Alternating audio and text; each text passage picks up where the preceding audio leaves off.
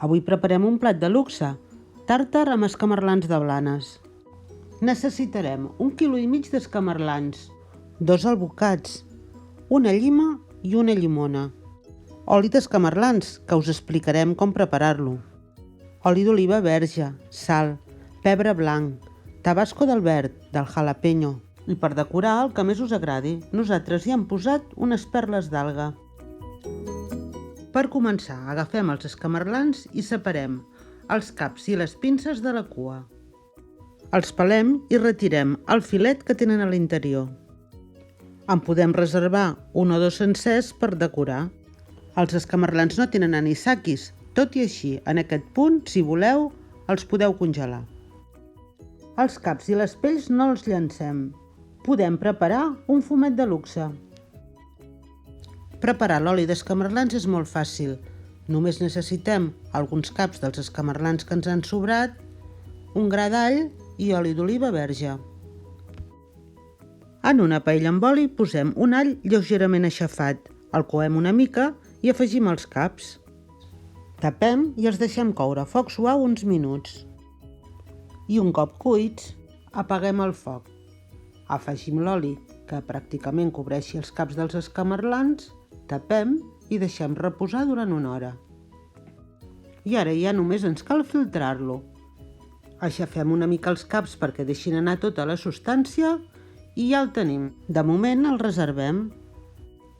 I ara ja podem anar pel tàrtar. Agafem els alvocats, els hi traiem el pinyol i amb l'ajuda d'una cullera separem la carn de la pell. Els tallem a trossos petits procurant no fer-los malbé i els passem en un bol. I procurant no passar-nos afegim una mica de tot, la sal, la llima, la llimona, tabasco del verd, del jalapeño. Barregem amb compte, tastem i si cal rectifiquem. Agafem un cèrcol, ens pot servir el motlle d'un pastís sense la base. Repartim l'alvocat i reservem, mentre el deixem reposar a la nevera. Saltem a la paella els escamarlans que hem reservat sencers. Les cues només les trossegem una mica, ens han de quedar trossets. Les passem en un bol. Les amanim amb oli d'oliva i 3 o 4 cullerades d'oli d'escamarlans. Una mica de sal, una mica de pebre blanc, una mica de llima, llimona i tabasco del verd, del jalapeño. És important que no ens passem per no mascarar el sabor de l'escamarlà. Anem tastant i si cal, rectifiquem. Els escamarlans els amanim a última hora perquè si ho féssim amb molt de temps d'antelació ens agafaria massa gust. Quan els tinguem al punt, els posem en el motlle damunt de l'alvocat.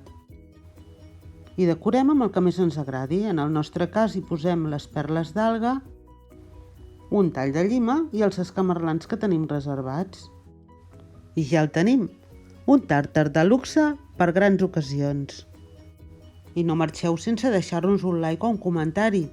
I si encara no ho esteu, subscriviu-vos, així rebeu un avís quan publiquem les noves receptes.